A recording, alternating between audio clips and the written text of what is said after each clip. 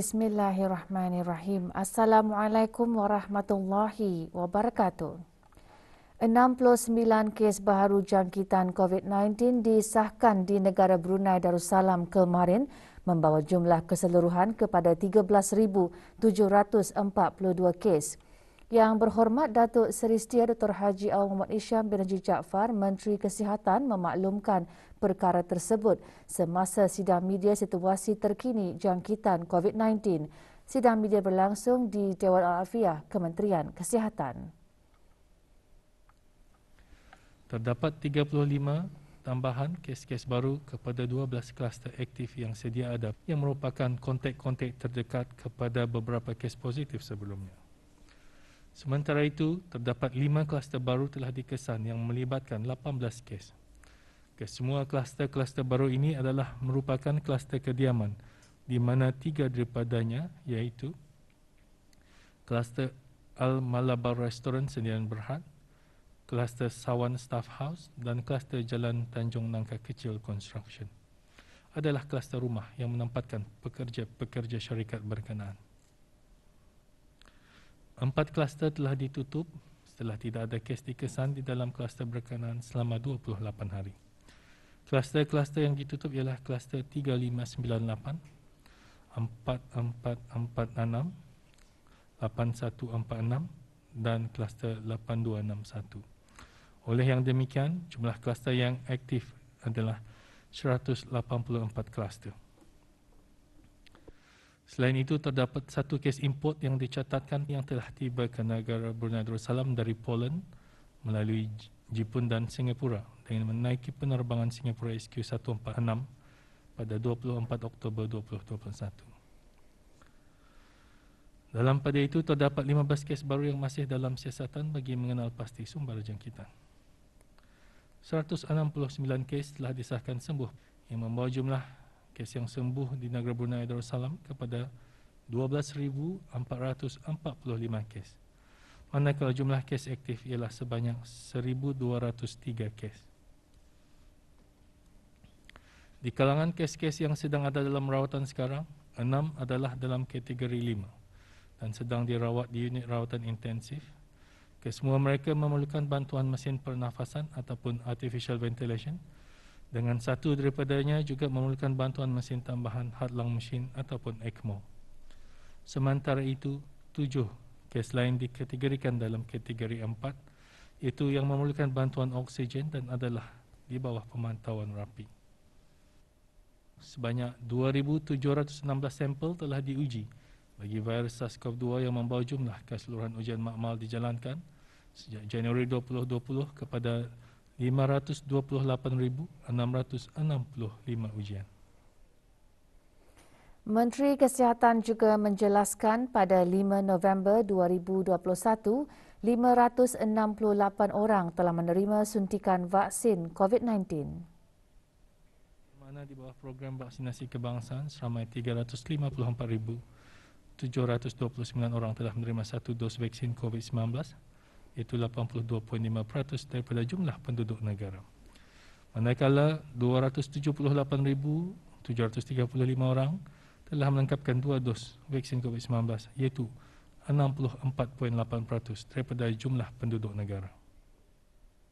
11 individu terdiri daripada 6 lelaki dan 5 perempuan berumur antara 24 dan 51 tahun ditahan dalam operasi yang dijalankan oleh Biro Kawalan Narkotik BKN pada 1 November 2021. Mereka disyaki terlibat dalam sindiket pengedaran dadah. Operasi merupakan kesinambungan kepada operasi Black yang dijalankan pada bulan September lalu. Dalam operasi yang dijalankan di 3 kawasan di daerah Budaya Muara, BKN berjaya merampas beberapa paket plastik yang dipercayai berisi dadah jenis syabu dengan jumlah berat keseluruhan kira-kira 173.27 gram yang dapat menampung kira-kira 1,400 pengguna. Turut dirampas dadah jenis ganja seberat 9.93 gram, timbangan digital, alat perkakas untuk menghisap dadah dan wang tunai berjumlah RM3,280 yang dipercayai hasil pengedaran dadah. Kesemua tangkapan ditahan bagi siasatan di bawah Akta Penyalahgunaan Dadah Penggal 27 dan Seksyen 3 Perintah mendapatkan kembali hasil jenayah 2012 atas kesalahan pembersihan wang haram. Dalam situasi negara yang dilanda pandemik COVID-19, BKN masih meneruskan usaha dalam membentras gejala dadah terutama dengan mematahkan sindiket-sindiket yang bertanggungjawab merosakkan kehidupan masyarakat dan keharmonian keluarga. Sepanjang tempoh pandemik ini, aktiviti-aktiviti pengedaran dadah masih berleluasa tanpa menghiraukan jangkitan COVID-19. Dalam kebanyakan operasi yang dijalankan oleh BKN, terdapat beberapa tangkapan yang disahkan positif COVID-19 kerana sikap tidak bertanggungjawab dalam meneruskan aktiviti haram tersebut. Walaupun terdapat risiko besar serta kesukaran dalam menjalankan tindakan, namun ia tidak menjadi penghalang kepada BKN dalam usahanya memastikan masyarakat di negara ini bebas daripada ancaman dadah. BKN juga ingin menyeru rakyat di negara ini untuk bersatu padu dan membantu agensi penguatkuasaan dalam membentras aktiviti-aktiviti haram demi melindungi masyarakat dan membantu Kementerian Kesihatan dalam usahanya membendung penularan wabak COVID-19. BKN juga merakamkan ucapan penghargaan kepada agensi-agensi perisikan keselamatan dan penguatkuasaan di negara ini atas bantuan dan kerjasama yang diberikan ke arah menjayakan operasi tersebut.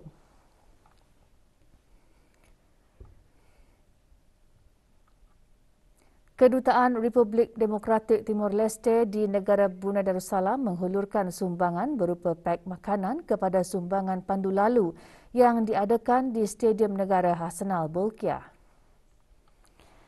Sumbangan lebih 400 pek makanan termasuk barangan keperluan anak damit diserahkan oleh Tuanan Terutama Abel Guterres, Duta Besar Istimewa dan Mutlak Republik Demokratik Timur Leste ke negara Brunei Darussalam, kepada Dr. Siti Nurkhalbi binti Haji Walsafela, Timbalan Setiausaha Tetap Kebudayaan Kementerian Kebudayaan Belia dan Sukan. Sementara itu, Kementerian Kesihatan menerima sumbangan cek berjumlah RM13,240 daripada Brunei Ophthalmology Society dan RM3,300 dari Rabita Antarabangsa Alumni Al-Azhar Brunei Darussalam. Sumbangan tersebut adalah bagi tabung COVID-19 Relief Fund. Sumbangan diterima oleh Pengeran Dr. Haji Muhammad Khalifah bin Pengeran Haji Ismail, Pemangku Timbalan Setiausaha Tetap Profesional Kementerian Kesihatan. Penyampaian sumbangan-sumbangan diadakan di Kementerian Kesihatan. Sumbangan turut diterima daripada UBD Corporation Sdn Berhad dan beberapa individu. Orang ramai yang ingin menghulurkan sumbangan boleh menghubungi MOH Emergency Operations Center melalui talian 7295712 pada waktu bekerja sahaja. Projek penanaman pokok di rumah adalah salah satu usaha ke arah mendukung dasar kebangsaan perubahan iklim negara Brunei Darussalam yang telah dilancarkan pada 25 Julai 2020 demi mencapai sasaran untuk menanam sebanyak 500,000 pokok baru menjelang tahun 2035. Yang berhormat Dayang Karonisa binti Awang Haji Asyhari, Ahli Majlis Mesyuarat Negara selaku pengasas Green Brunei menjelaskan, Green Brunei dengan kerjasama Mitsubishi Corporation dan Sekretariat Perubahan Iklim Brunei menganjurkan projek Stay at Home Tree Planting, iaitu penanaman pokok di rumah yang bermula 1 November lalu. Bagi projek ini, kami mentarget sasaran 1,590 anak pokok. Jadi projek ini sudah berjalan sejak beberapa hari yang lalu, bermula pada 1 hari bulan November yang lalu. Pada masa ini lebih kurang yang baru masuk ini juga mungkin 400 anak pokok sudah ada sudah di-adopt lah kira-kira. Jadi orang ramai merequest daripada kami, pihak Green Brunei, dan kami yang akan mengatur distribution anak pokok ini. 20 ahli Green Brunei yang terlibat adalah para pelajar pelatih daripada Universiti Brunei Darussalam. 2 jenis anak pokok yang diedarkan ialah pokok jenis buah dan pokok ubah. Menurut Yang Berhormat, anak-anak pokok tersebut adalah sumbangan Mitsubishi Corporation dan Sekretariat Perubahan Iklim Negara Brunei Darussalam. Alhamdulillah juga mendapat sokongan yang sangat positif daripada sekolah ada, daripada pihak swasta ada. Malahan projek ini juga melibatkan penglibatan daripada golongan OKU. So pokok itu kami menyediakan 2 jenis pokok, iaitu ornamental tree. Kalau ia punya nama di Brunei ialah pokok ubah. Yang kedua ialah pokok buah. So satu is pokok ubah namanya, yang kedua ni ialah pokok buah. Pokok buah ni ada macam-macam lah jenis buah-buahannya yang ada supply oleh local SME pulangnya, providernya. Orang ramai dialu-alukan untuk menyertai aktiviti ini dengan menempah slot melalui aplikasi Mengalinga atau melalui Instagram, Facebook ataupun Twitter @greenbrunei.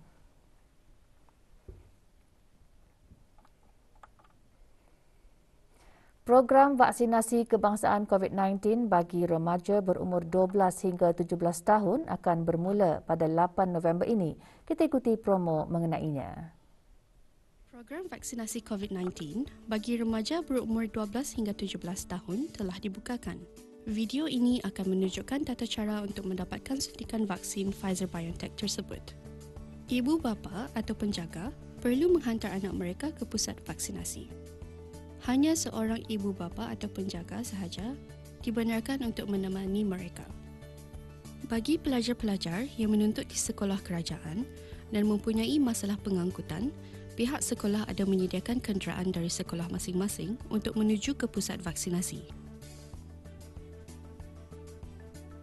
Seterusnya, pelajar hendaklah mengimbas kod QR BruHealth semasa proses pendaftaran oleh guru-guru dan mereka perlu membawa kad pintar, kad BruHIMS jika ada, borang persetujuan vaksinasi serta borang pemeriksaan kesihatan yang lengkap. Pastikan semua yang memasuki pusat vaksinasi mengisytiharkan kod BruHealth adalah berwarna hijau atau kuning, tidak mengalami simptom serupa flu, tidak dikenakan perintah kuarantin atau notis pengasingan diri atau telah sembuh dari COVID-19. Setelah dibenarkan masuk, proses pendaftaran vaksinasi dan pemeriksaan kesihatan akan dijalankan. Seterusnya, Auda akan menunggu giliran sebelum menerima suntikan vaksin. Guru-guru akan memastikan Auda mengikuti proses vaksinasi yang ditetapkan dengan betul. Setelah menerima suntikan vaksin, Auda akan diarahkan untuk menunggu selama 15 minit bagi pemantauan doktor sebelum dibenarkan pulang. Sila laporkan sebarang simptom sampingan di dalam aplikasi BruHealth setelah menerima vaksinasi Auda. Lakas dah. Bersama melindungi. 23,825 permohonan memperbarui lesen memandu dan 11,513 permohonan memperbarui lesen kenderaan diterima oleh Talian Darussalam 123 TD123 sejak penutupan kaunter perkhidmatan Jabatan Pengangkutan Darat JPD Kementerian Pengangkutan dan Infokomunikasi pada 8 Ogos lalu berikutan situasi jangkitan COVID-19.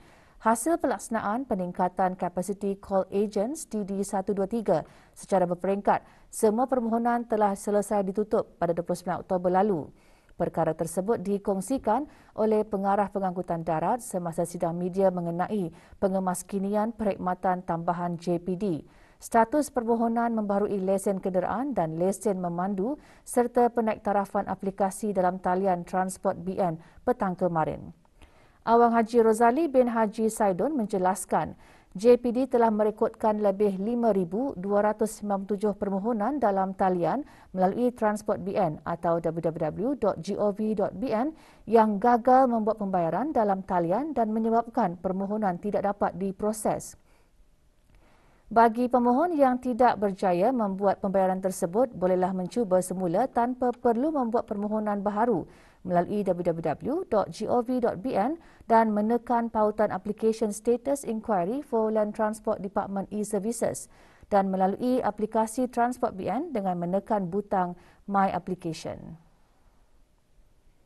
Bermula 8 Oktober 2021, JPD tidak lagi mengeluarkan lesen kenderaan atau lesen memandu berbentuk fizikal dan ianya telah digantikan dengan pesanan ringkas atau SMS yang dikeluarkan oleh jabatan ini melalui talian 39999. Bagi pemohon-pemohon yang tidak menerima SMS, dalam tempoh 3 hari setelah permohonan dihadapkan, bolehlah memaklumkan jabatan ini dengan mengisi borang di pautan www.jpd.government.bn/SMS-check. Mengenai gangguan aplikasi Transport BN bagi perkhidmatan membaharui lesen kenderaan dan lesen memandu, kerja-kerja penaik tarafan dan penambahbaikan aplikasi tersebut telah pun selesai dilaksanakan. Orang ramai dinasihatkan untuk mengemaskini dan menggunakan versi terkini aplikasi Transport BN. Menurut Abang Haji Rosli, JPD juga akan membuka semula permohonan tanda-tanda pengenalan yakni bilangan nombor pendaftaran kenderaan melalui perkhidmatan nomborku menggunakan kaedah pandu lalu dan tempahan menggunakan aplikasi QApp. Bagi kelancaran proses permohonan tanda-tanda pengenalan yakni bilangan nombor pendaftaran kenderaan menggunakan aplikasi nomborku dan melalui kaedah pandu lalu, berikut adalah garis panduan yang telah disediakan untuk orang ramai. Layari laman sesawang JPD untuk membuat pilihan nombor pendaftaran kenderaan yang dikehendaki, lengkapkan borang permohonan nomborku dengan memuat turun borang tersebut di laman sesawang JPD. Membuat tempahan slot pandu lalu bagi permohonan nomborku melalui aplikasi QApp dan membuat pembayaran hanya semasa pandu lalu dan setelah permohonan nombor pendaftaran dibenarkan.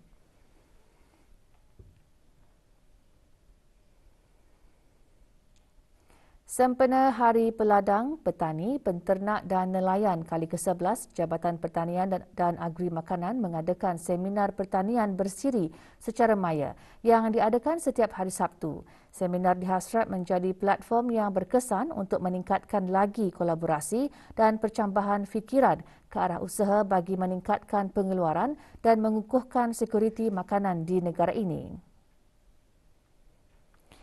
Kemarin diadakan siri pertama seminar dengan tema pertanian dalam kehidupan. Seminar antara lain membincangkan kepentingan pertanian dalam kehidupan sama ada dari perspektif Islam ataupun perniagaan yang menyumbang kepada ekonomi negara. Seminar akan diadakan lagi pada 13 November 2021 dengan tema penglibatan belia dalam bidang pertanian. Orang ramai yang ingin menyertai seminar tersebut bolehlah melayari platform Zoom atau live Instagram @agriculture.gov.bn bermula pukul 9 pagi.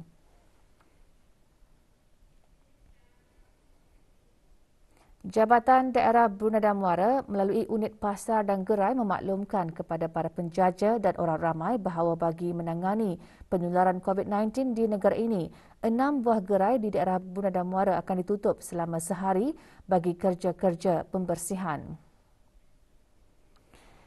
Pada 10 November 2021, gerai Pasar Pantai Jerudong. 13 November 2021, Gerai Simpang 51, STKRJ Rimba. 17 November 2021, Gerai Muafakat Kampung Selayun. 20 November 2021, Gerai Kampung Sengkurong. 24 November 2021, Gerai Aneka Ria RPN Rimba. Dan 27 November 2021, Gerai Kampung Jangsak. Para penjaja dinasihatkan untuk membersihkan bangku atau petak masing-masing sebelum kempen diadakan bagi memudahkan pelaksanaan kerja-kerja pembersihan tersebut.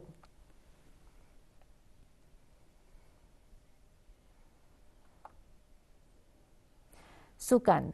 Beberapa perlawanan Liga Perdana Inggeris berlangsung malam dan awal pagi tadi. Manchester United yang berkunjung ke laman Manchester City tewas 0-2. Chelsea pula hanya terikat 1-1 dengan Burnley. Crystal Palace menewaskan Wolverhampton Wanderers 2-0. Brentford kalah 1-2 kepada Norwich City. Sementara itu, Brighton and Hove Albion seri 1-1 dengan Newcastle United.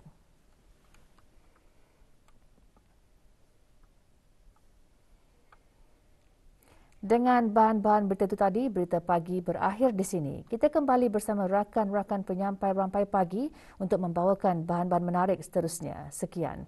Assalamualaikum warahmatullahi wabarakatuh.